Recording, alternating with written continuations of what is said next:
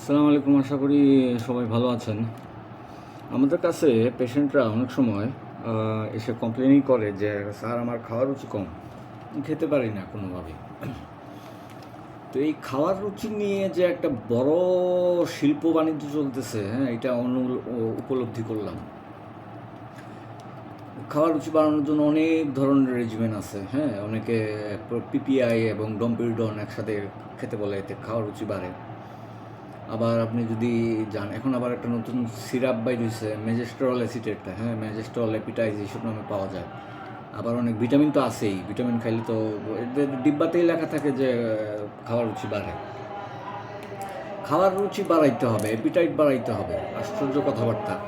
আমরা তো primary health care based system, আমাদের হেলথ সিস্টেম তো primary health care based.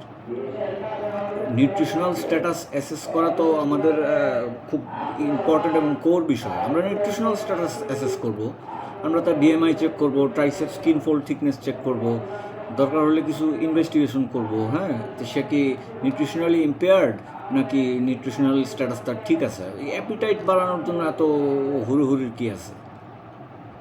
Appetite বাড়াইতে হবে।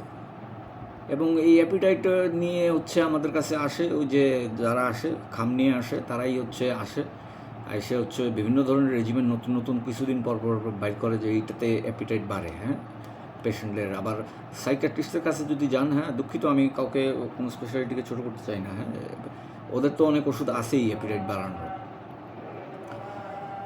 আমরা নিউট্রিশনাল স্ট্যাটাস অ্যাসেস করব, হ্যাঁ, এর জন্য মাস স্ক্রিনিং টুল আছে, হ্যাঁ, সেটা দিয়ে অ্যাসেস করব। অথবা আমাদের বা যেই যেই লেভেলেই আমরা থাকি, প্রাইমারি সেকেন্ডারি অথবা টার্সিয়ারি লেভেলে থাকি, আমরা নিউট্রিশনাল স্ট্যাটাস অ্যাসেস করব।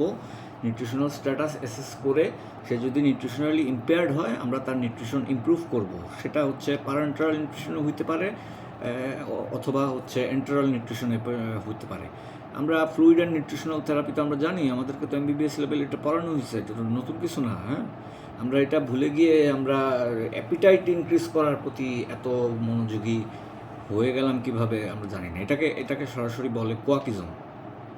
আমি একদম সরাসরি বললাম, এটাকেই বলে কোয়াকিজম। আমরা যদি এটার থেকে না সরে আসি, তাইলে তাইলে আসলে আমাদেরকে আর কিছু না হোক আল্লাহর কাছে জবাবদিহি করতে হবে। আসসালামু আলাইকুম।